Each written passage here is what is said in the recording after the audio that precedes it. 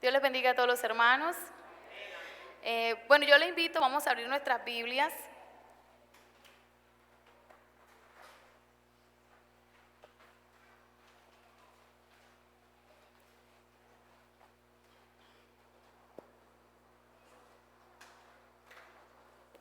En el capítulo 7 del libro de Génesis.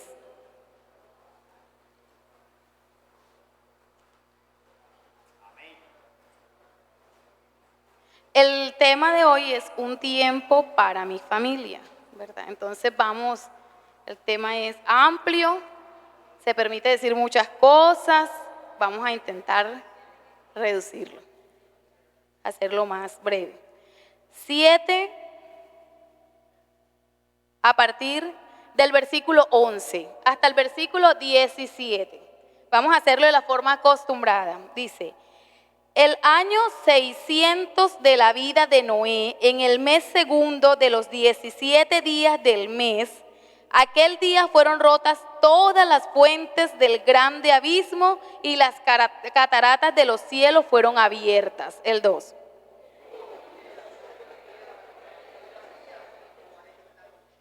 En este mismo día entraron Noé y Sem y Can y Jafet, hijos de Noé, la mujer de Noé y las 3 mujeres de sus hijos con él en el arca.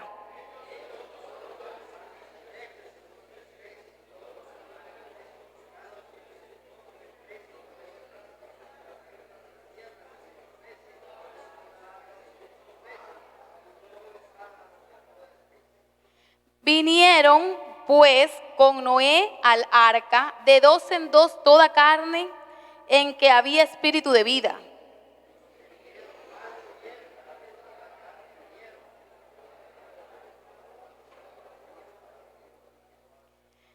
Todos el 17. Y fue el diluvio 40 días sobre la tierra, y las aguas crecieron y alzaron el arca y se elevó sobre la tierra. Bueno, hermanos, pueden estar cómodos. Vamos a cantar ese coro que dice: el cielo es el trono de mi Dios y la tierra el estrado de sus pies. Y siendo tan sublime mi Señor, mi pequeño corazón su templo es. Estoy asustada, pero estoy aquí en el nombre del Señor Jesucristo, porque aunque uno esté acostumbrado a hablar, esto nunca deja de darme susto. El cielo es el trono de mi Dios, la tierra el estrado de sus pies, y siendo tan sublime mi Señor, mi pequeño corazón su templo es. El cielo es el trono de mi Dios, la tierra el estrado de sus pies, y siendo tan sublime mi Señor, mi pequeño corazón su templo es. Oh, qué grandeza, qué maravilla, por eso yo no quiero más pecar, yo quiero serle un templo santo, Espíritu de Dios pueda morar. Oh, qué grandeza, qué maravilla, por eso yo no quiero más pecar. ese santo templo donde se adora. Aleluya. Bueno, yo le manejo otro ritmo, pero igual es hermosa la alabanza, ¿verdad? Bueno, entonces vamos a hablar sobre un tiempo para mi familia. En una frase, los conectores lógicos son muy importantes. Podríamos hablar de un tiempo para mi familia o de un tiempo en mi familia. Iguales los dos son para la familia, pero si nosotros vamos, por ejemplo, estoy en el banco haciendo un crédito hipotecario para mi casa, para comprar una casa, ¿ese es tiempo para mi familia o es tiempo en mi familia?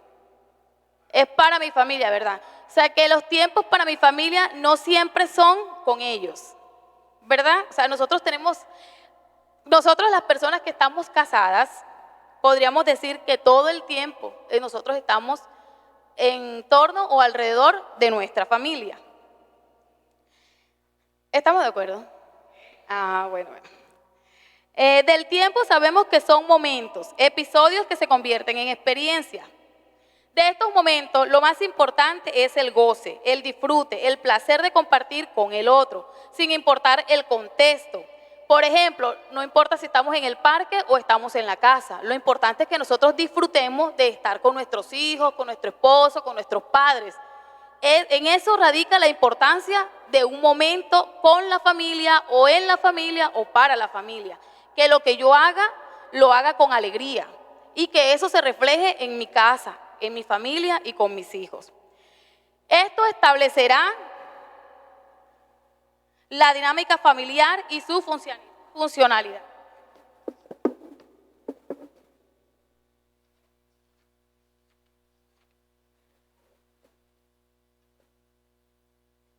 ¿Sabemos qué es la dinámica familiar? La dinámica familiar es la manera en cómo se establecen las relaciones dentro del hogar. Hay dinámicas familiares conflictivas y hay dinámicas familiares funcionales. La dinámica familiar funcional es aquella que se da en un contexto saludable, donde las relaciones son, digamos, apropiadas. Dentro de la dinámica familiar es muy importante lo que se trata del buen trato, la forma en cómo nos tratamos, la forma en cómo interactuamos con nuestros parientes, nuestros hijos, nuestro esposo. En los tiempos de Noé no había tecnología, y menos en el arca. ¿Cuánto tiempo, quién sabe o quién se acuerda cuánto tiempo duró Noé en el arca? 1 año, ¿cierto? Porque fue en el segundo mes, el día 17, que ellos suben al arca. Y dice en el versículo, yo lo estaba leyendo aquí, en el versículo 20, no mentira, en el 8:13 dice, y sucedió que en el año 601, Noé, en el mes primero, el día primero del mes, las aguas se secaron. Y todavía ahí no había bajado porque él tuvo que mandar el ave para que fuera a buscar, a explorar la tierra. Yo les pregunto, imaginémonos 1 año nosotros con nuestra familia sin salir a ningún lado, solos dentro de la casa. ¿Cómo sería eso? Sin iPad, sin celulares. Yo pensaba, hay una película que trata como de ilustrar la historia de Noé, pero en la película se muestra como si el arca en el 3er piso tuviera una terraza. Pero la realidad era que fueron 40 días lloviendo, no podía haber una terraza porque eso se inundaría. Tenía que ser cerrada, tenía 3 pisos, eran 4 mujeres, 4 hombres. No habla de que hubiesen niños y habían animales domésticos y salvajes. Duraron 1 año en el arca. ¿Cómo sería esa dinámica familiar? ¿Cómo sería ese trato? No lo sabemos, ¿verdad? Pero nosotros en nuestro hogar permanentemente estamos interactuando con nuestros padres, hijos, con nuestros hermanos.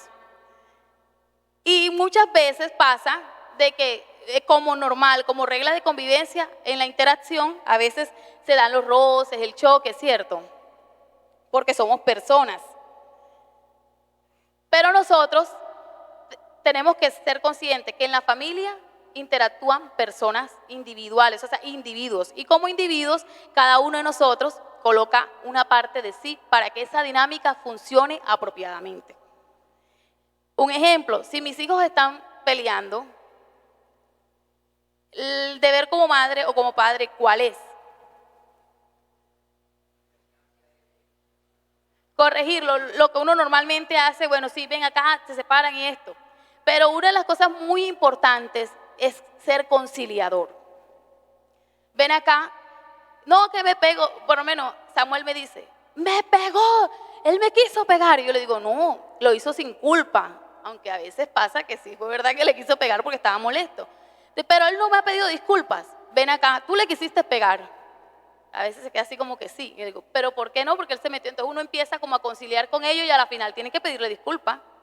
Y uno trata de que el pensamiento del niño no sea precisamente es que él me quiso hacer daño, ¿ya? Sino que el niño comprenda que en la dinámica se sintió ofendido y que mutuamente tienen que pedirse perdón, ¿ya? O sea, ahí hay una actitud conciliadora. O sea, no solamente es corregirlo, no solamente es separarlo, sino conciliarlo. Y que el pensamiento del niño no se cree en un ambiente de que es que me quiso hacer daño, ¿no?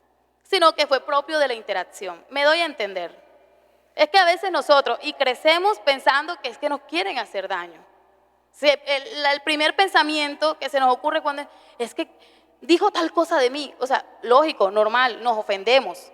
Pero si nosotros empezamos a entender que el otro se sintió ofendido o que desde qué perspectiva la otra persona vio las cosas, entonces comprendemos y perdonamos con mayor facilidad. Pero eso lo aprendemos aún desde que somos niños. Normalmente en la corrección no se ve así a veces, o sea, sino que lo separamos, y más si estamos cocinando, tenemos la ropa en la lavadora y la escoba y el trapero esperándonos. Uno no está pensando en que, ven, pídele disculpas, pero esa debe ser la actitud de nosotros. Y no estamos hablando del tiempo en el parque, no estamos hablando del tiempo cuando salimos al centro comercial, estamos hablando del tiempo en la casa. Porque ese también es el tiempo para mi familia. Y más, diría yo que ese es el tiempo en familia, ¿verdad? Para el casado, como decía ahorita, el tiempo en familia, de la familia es permanente, porque si yo trabajo, ¿para quién trabajo? Para mi familia, ¿verdad?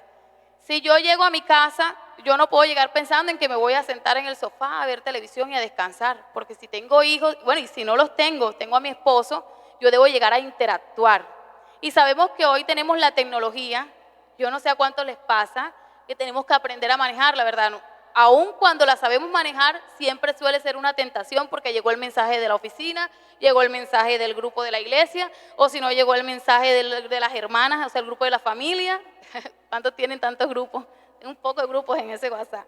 Entonces uno tiene que controlar ese tipo de cosas porque está el esposo, está la esposa. ¿Y a quién no le pasa? No toca el celular porque está trabajando. Y cuando llega a la casa lo miro y dice, tú estás en ese celular. Un ejemplo, ¿verdad? Cosas como esa, porque la familia reclama tiempo y espacios. Y la tecnología tiene la tendencia a que consciente o inconscientemente roba mucho de ese espacio de familia. Entonces, si nosotros hablando de que estamos en una escuela para padres, me voy a dirigir más que todo a los casados, a nosotros los papás. Si nosotros comprendemos que si yo estoy casada, yo no voy a estar, por ejemplo, con las muchachas solteras por decir, vamos a comernos un helado, vamos a andar por aquí, ¿no? ¿Verdad? Yo tengo que ser consciente que si tengo una amiga y que muy seguramente algún día voy a comer un helado con ella, es probable que me toque andar con la patota, ¿no? Con mis hijitos y con los hijos de esa amiga, y entonces armamos un plan donde estén ellos y estemos nosotros. Y si por algún momento voy sola, también voy sabiendo que el tiempo es limitado porque tengo a mis hijos en casa. Yo no puedo ir pensando en que estoy soltera y entonces voy a pasear. Tengo a mis hijos en mi casa esperándome y a mi esposo también. En 1 Corintios 13:11, vamos a ver 1 Corintios 13:11. ¿Quién lo lee? Alguien que me lo lea, me haga el favor.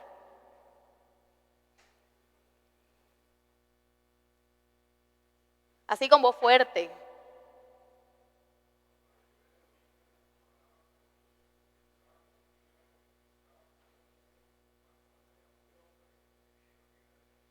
Amén. Yo no puedo actuar. O sea, en la medida que nosotros avanzamos, nosotros evolucionamos, de hecho existe el desarrollo evolutivo. Si yo soy una mujer adulta, ¿será que yo puedo actuar como una mujer soltera o como una niña? No, existen etapas y yo debo ir quemando cada una de esas etapas. Por eso como mamá o como papá, yo no puedo en el momento en que estoy jugando con mis hijos o estoy corrigiéndolos, entrar en la tónica de ser parcial. Yo tengo que ser imparcial y saber que cuando yo doy la corrección, esa corrección tiene que tener un significado mayor a lo que en el momento el efecto que pueda hacer en el momento. Como les explicaba ahorita, cuando yo le explico a mi hijo la razón por la que se dio el conflicto, no le estoy explicando solo para que se solucione ahora, le estoy enseñando cómo interpretar los conflictos y cómo resolverlos. Pero si yo soy una adulta que razono apropiadamente, lo voy a comprender. O sea, la razón de la corrección no tiene su objetivo principal en el momento, sino a proyección. En el momento usted corrigió, pero si usted no dirige esa corrección apropiadamente, no tiene el objetivo de enseñarle a su hijo a resolver el conflicto, más adelante va a tener una y otra vez el mismo conflicto. Si usted le explica, entonces llega, mamá, me hizo eso, pero no me pidió disculpas. Ya no llega diciendo, es que me lo hizo de maldad, mira, me pegó porque no sé qué, sino que diciendo, pero no me pidió disculpas, como quien dice, si lo hizo sin querer, me debe pedir disculpas. Ya la queja no es por lo que le hizo, sino porque la otra persona no asumió la actitud de pedir el perdón, que es lo apropiado cuando yo hago algo sin culpa. ¿Me estoy dando a entender? O sea, ya la queja del niño no es por lo que hizo, sino en respuesta, él está pidiendo el comportamiento cuando tú haces algo sin querer. Pero eso ocurre cuando yo le he transmitido el mensaje apropiado al niño. Bueno, yo lo estoy así, yo creo que están entendiendo. El versículo 13 de ese mismo capítulo, ¿ya cerraste la Biblia? Primera de Corintios 13, leímos el versículo 11, el versículo 13. Ajá. ¿Y ahora?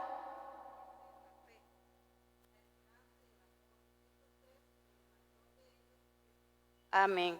¿Sí escucharon? Y ahora permanece la fe, la esperanza y el amor. De estos tres, pero el mayor de este es el amor. O sea, a la hora de corregir a nuestros hijos sabemos que con misericordia y verdad se corrige el pecado, dice la palabra de Dios. Pero transmitirle a nuestros hijos el amor por quien lo ha ofendido, esto debe prevalecer en la corrección. Debe prevalecer no solamente cuando los corregimos, sino cuando interactuamos con ellos en todo momento. Aun cuando nosotros también como padres nos equivocamos, también tenemos que pedirle perdón y explicarle por qué lo hicimos y bueno, mejor dicho.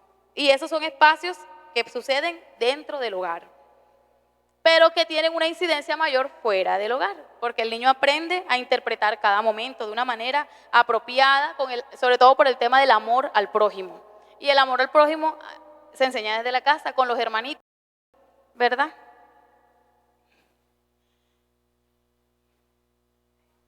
Ahora bien, si nos referimos a un tiempo, podríamos decir que es ese momento consciente de interacción, sea positivo o negativo. Hablamos un tiempo para nuestra familia. El tiempo para la familia, como todo, o sea, todo el tiempo es para mi familia, porque aunque yo salga con mi amigo, aunque yo salga, o sea, con mi amiga, mi esposo salga y trabaje con sus compañeros, yo voy a la oficina, pero estoy en función a mi casa. Partamos de algo, que el Señor Jesucristo es el miembro principal de nuestros hogares. ¿Ya? O sea, esto está intrínseco, el Señor está intrínseco en todo lo que yo estoy diciendo. Estamos hablando de principios para la corrección, de principios para la interacción, que son fundamentales para que la dinámica familiar sea funcional.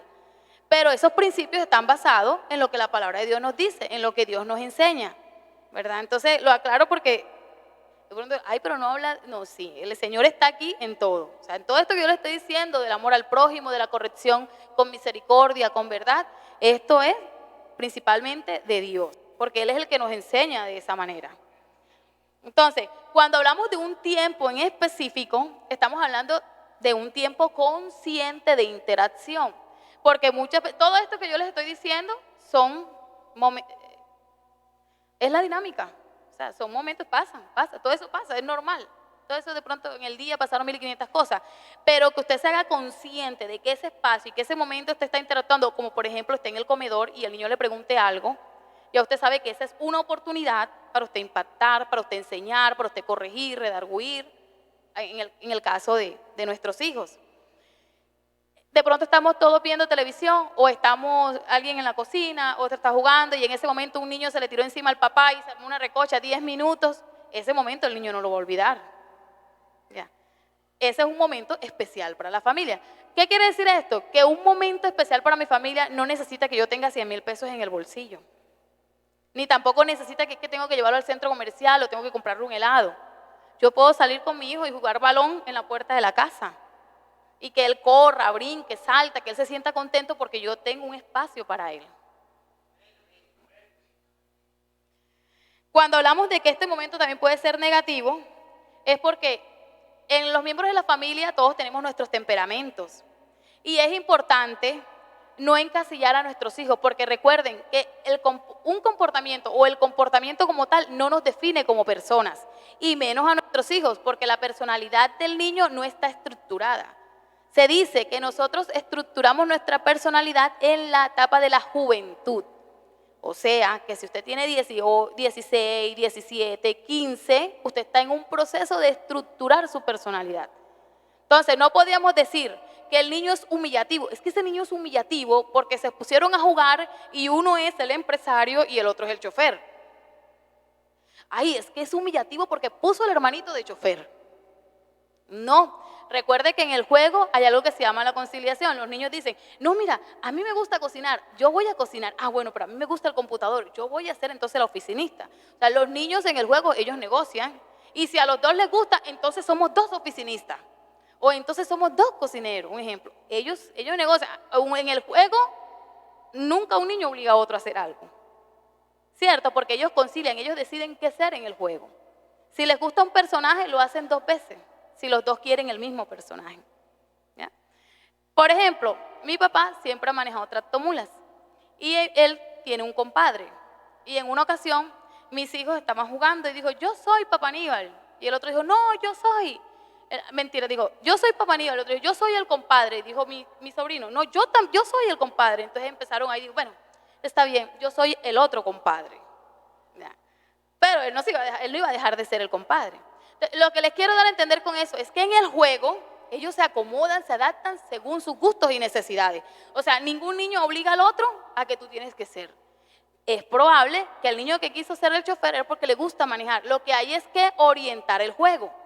Por ejemplo, a veces, como mi esposo maneja el carro, entonces le dice, ay, yo quiero manejar busetas o quiero ser conductor. En su momento lo decía, yo decía, tú vas a ser el dueño de los carros. ¿Ya? ¿Por qué? Porque si yo le digo, esto lo digo a la manera del proyecto de vida, porque así se orienta el proyecto de vida.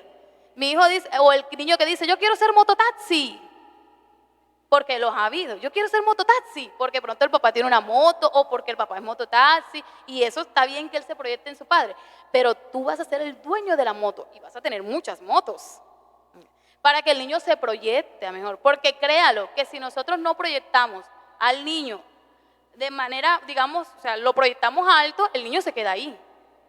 Créalo, que cuando llega a octavo, noveno, se sale del colegio y coge una moto, porque el niño se está proyectando. Y aunque no es malo, ¿quién no quisiera que su hijo sea profesional? ¿O quién no quisiera que fuera el dueño de las motos? Entonces, en el juego, nosotros como padres tenemos es que orientar el juego. No es que, no, usted no va a ser el chofer. No, no se trata de eso. Sí, tú vas a conducir tu carro. Vas a ser el dueño de los carros. Yo voy a ser mulero porque yo voy a manejar tractomulas. Tú vas a ser el dueño de la mula. Yo no sé cómo, pero uno le dice así, para que él se proyecte de manera distinta. Entonces, a veces los papás, cuando el niño tiene cierto comportamiento, ay no, es que él es grosero, es que él es rebelde, es que, o sea, lo encasillamos. Y recuerden que las palabras tienen poder. Entonces, tengamos en cuenta algo, y es que nuestros hijos pasan por etapas, y hay una etapa de rebeldía. No quiere decir que el niño sea rebelde. En la medida que él va madurando, entonces vemos que va cambiando. ¿Quién pensaría que iba a ser así? ¿Cierto? ¿Cuántas nos han escuchado eso? ¿Quién pensaría que ese niño iba a hacer esto? A veces las personas no lo ven porque ven el comportamiento en el momento, pero recuerden que el comportamiento no define lo que nosotros somos. Dice.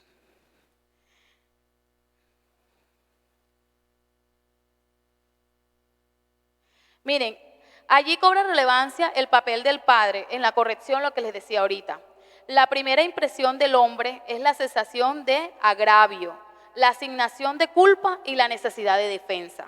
Cuando en un conflicto, lo primero que uno hace es, necesito defenderme, asigno la culpa porque me siento ofendido.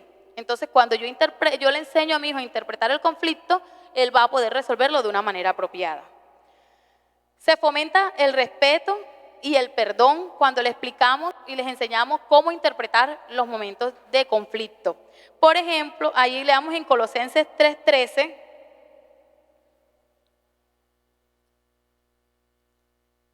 Colosenses 3:13. ¿Quién tiene Colosenses 3:13?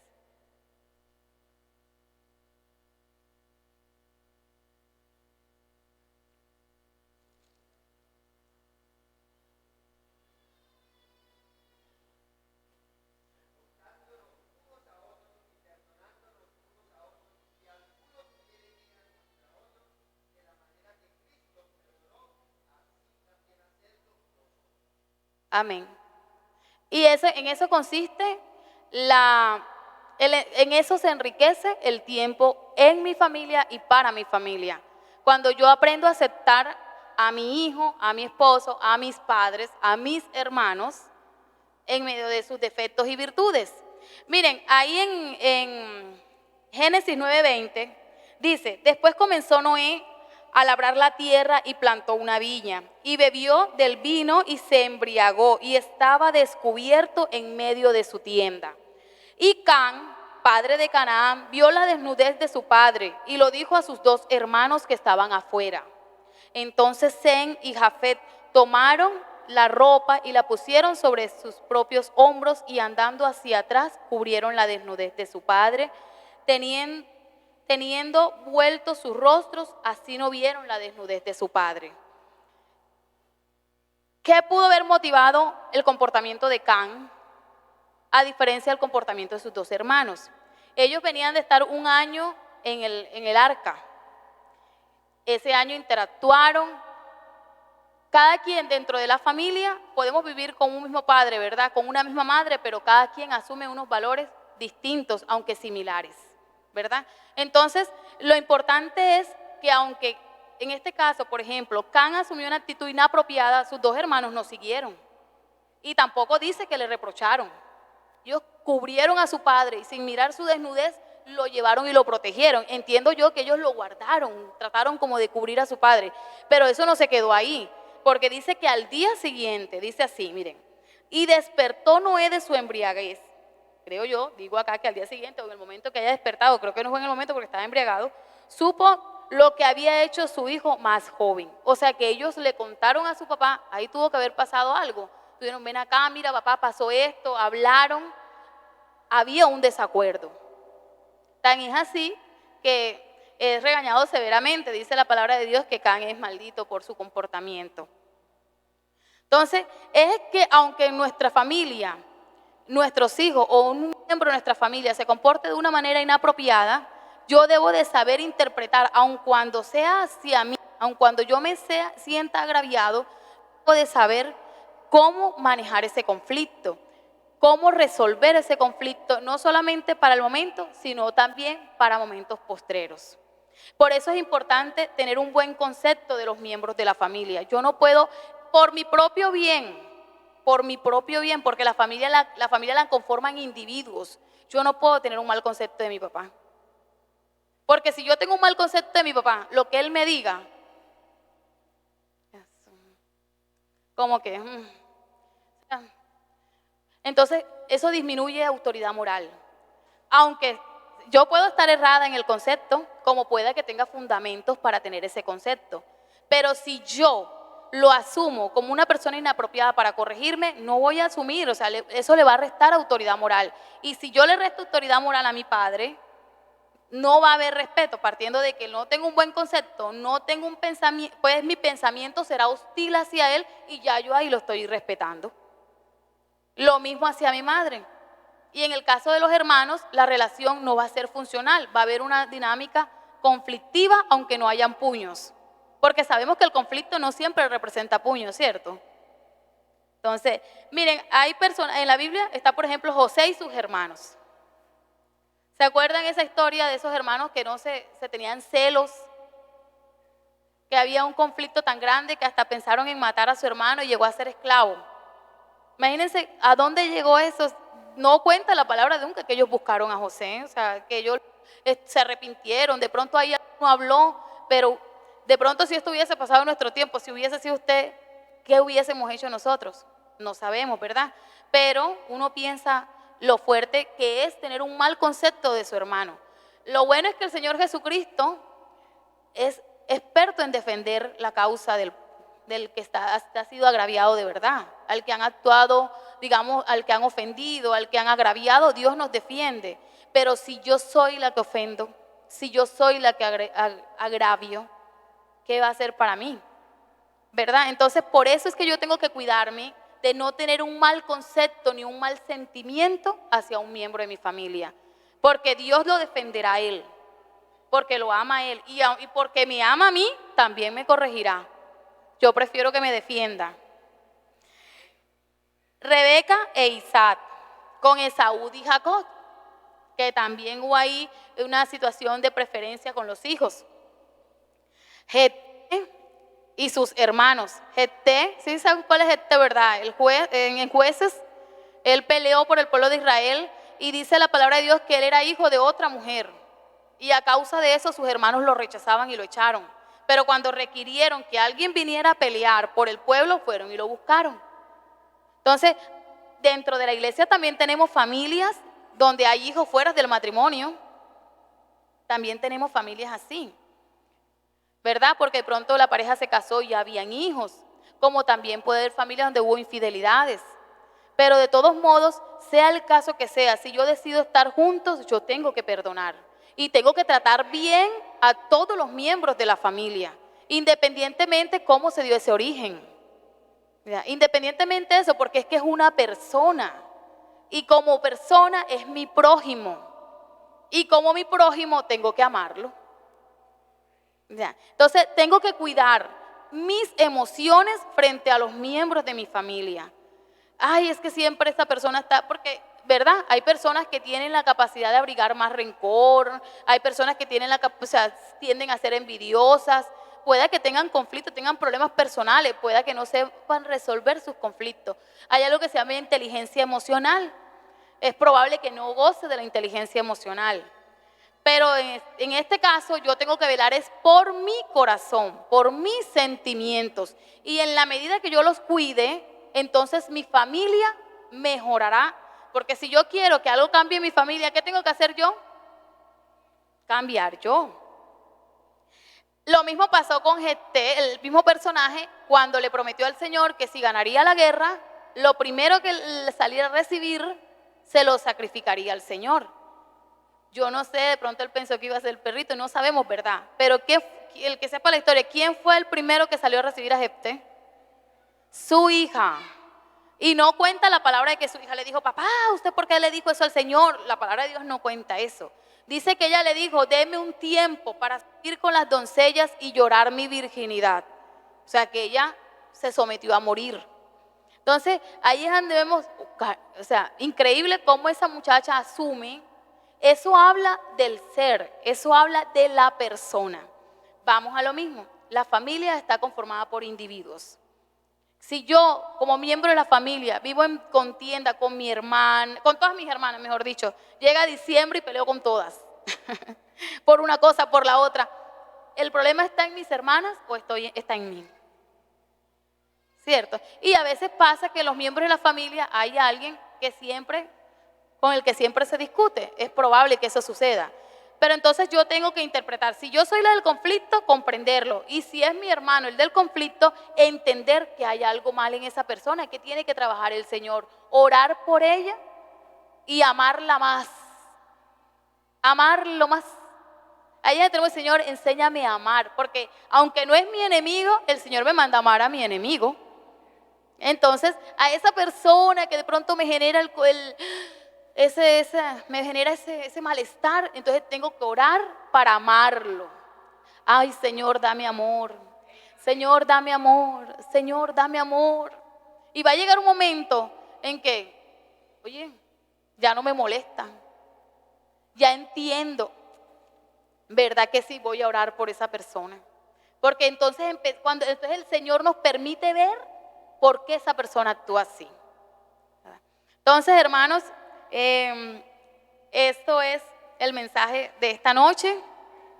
No quiero extenderme mucho. Espero pues que haya sido propicio. Y la invitación esta noche es a comprender cómo resolver mi conflicto, que es en la medida en que yo sepa resolver el conflicto y en la medida en que yo sepa aprovechar el tiempo, este será de calidad. y tendrá resultados posteriores que serán de beneficio para todos los miembros de mi familia. Bueno, hermanos, yo hasta aquí les dejo. Les bendiga. Gloria al Señor.